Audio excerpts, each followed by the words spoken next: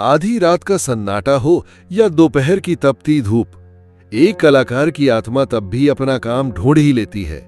लेकिन क्या होगा जब उसी कलाकार की आत्मा को किसी ने ठेस पहुंचा दी हो? गांव के एक कोने में एक ऐसा इंसान रहता है जिसे लोग कामचोर, चटोर और मुफ्तखोर कह देते हैं। लेकिन वे नहीं जानते कि वो आदमी किसी एक काम के बदले अपनी आत्मा का टुकड़ा देता है। क्या होता है जब उस कलाकार का स्वाभिमान टूटता है? क्या होता है जब एक अधूरी चिक अधूरी ही रह जाती है? और फिर अचानक स्टेशन के प्लेटफॉर्म पर एक साया दौड़ता हुआ दिखाई देता है। क्या है सिरचन की असली कहानी? क्यों अधूरी रह गई थी मानू की विदाई की चिक? और कैसे एक कलाकार ने चुपचाप दे दी सबसे बड़ी सीख? सुनिए फणीश्वर नाथ रेणु की कालजाई कहानी ठेस, एक ऐसी कहानी जो दिल को छूने से पहले आत्मा को झकझोरती है। खेती बाड़ी के समय गांव के किसान सिरचन की गिनती नहीं करते।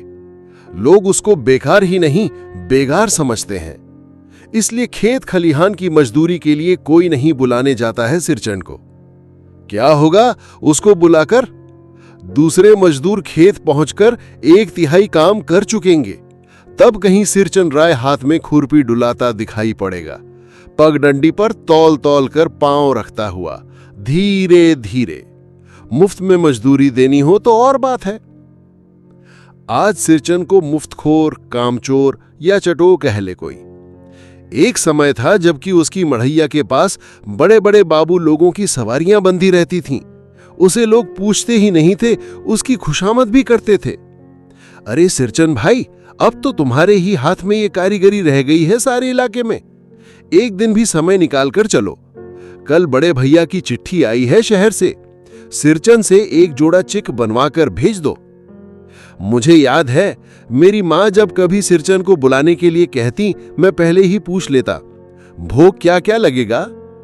माँ हंसकर कहती, जा जा बेचारा, मेरे काम में पूजा भोग की बात नहीं उठाता कभी। ब्राह्मण टोली के पंचानंद चौधरी के छोटे लड़के को एक बार मेरे सामने ही बेपानी कर दिया था सिरचन ने।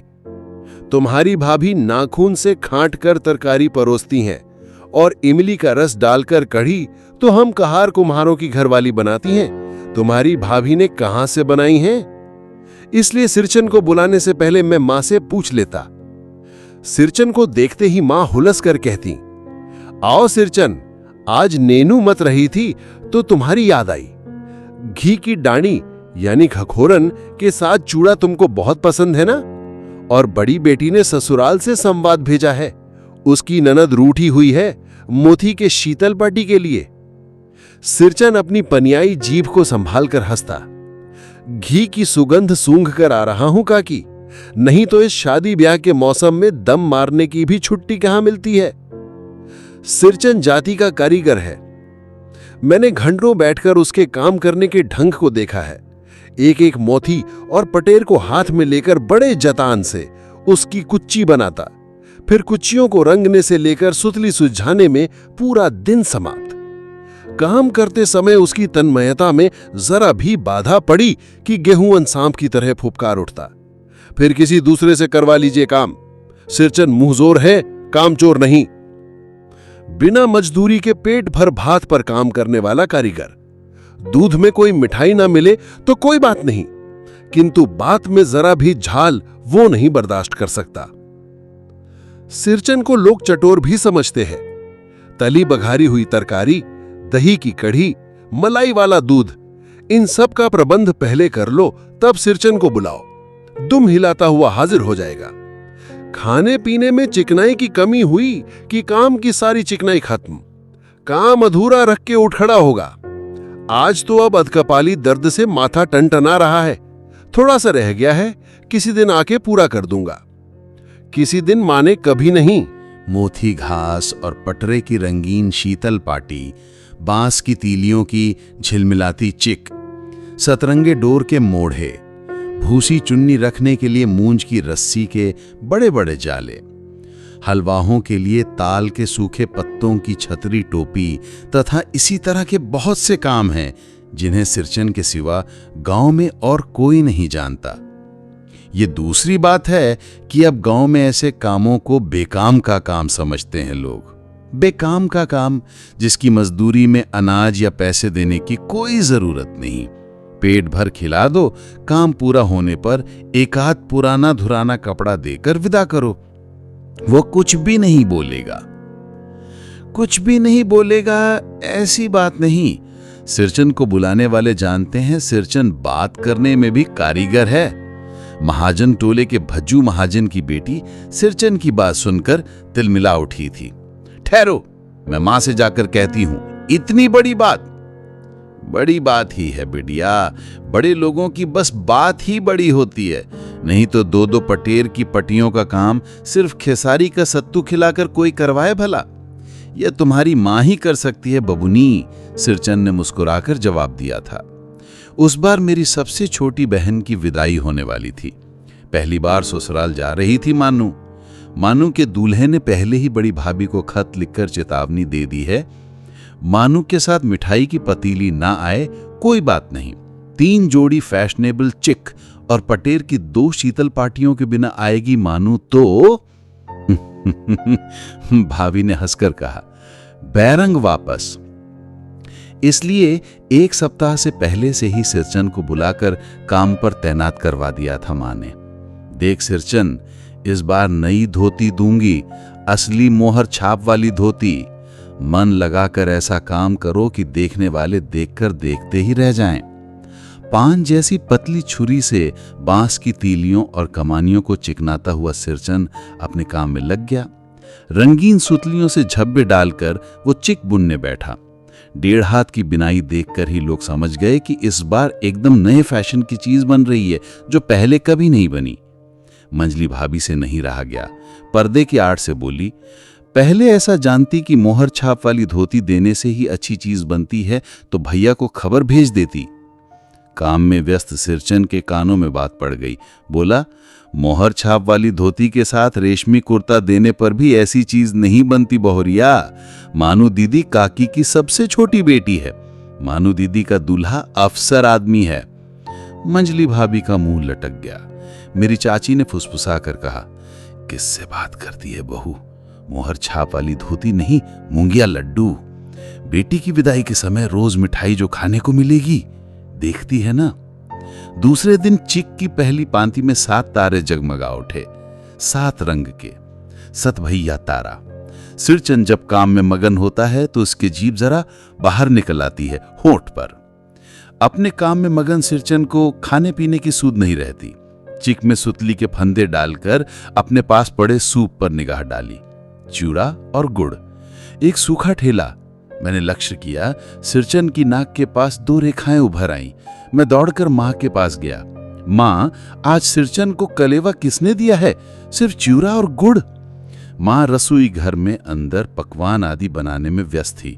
बोली, मैं अकेले कहां कहां क्या क्या देखूं? अरे मंजली, सिरचन को बूंदिया क्यों नहीं देती? बूंदिया मैं नहीं खाता काकी। सिरचन के मुंह में चूरा भरा हुआ था। गुड़ का ढेला सूप के किनारे पर पड़ा रहा, अछूता। मां की बोली सुनते ही मंजली भाभी की भौहें तन दी। मुट्ठी भर बूंदिया सूप में फेंक कर चली गई। सिरचन ने पानी पीकर कहा, मंजली बहुरानी अपने मैके से आई हुई मिठाई भी इसी तरह हाथ खोलकर बांटती है क्या? बस। मंजली भाभी अपने कमरे में बैठकर रोने लगी। चाची ने मां के पास जाकर लगाया। छोटी जाति के आदमी का मुंह भी छोटा होता है, मुंह लगाने से सर पर चढ़ेगा ही। किसी के नहर ससुराल की बात क्यों करेगा वो? मंजली भाभी मां की दुलारी बहू है। मां टमक कर बाहर आई। सिरचन, तुम काम करने आए हो, अपना काम करो। बहू से बदकुट्टी करने की क्या जरूरत? जिस चीज की जरूरत हो मुझसे कहो। सिरचन का मुंह लाल हो गया। उसने कोई जवाब नहीं दिया। बांस में टंगे हुए अधूरे चिक में फंदे डालने लगा। मानू पान सजाकर बाहर बैठक खाने में भेज रही थी।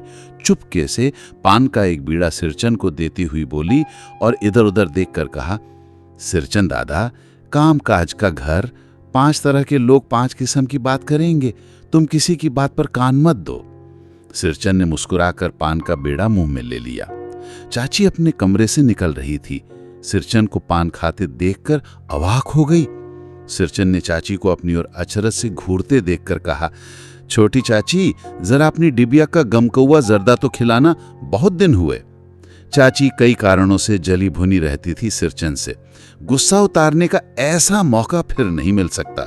झनकती हुई बोली, मस्करी करता है, तुम्हारी चढ़ी हुई जीभ में आग लगे।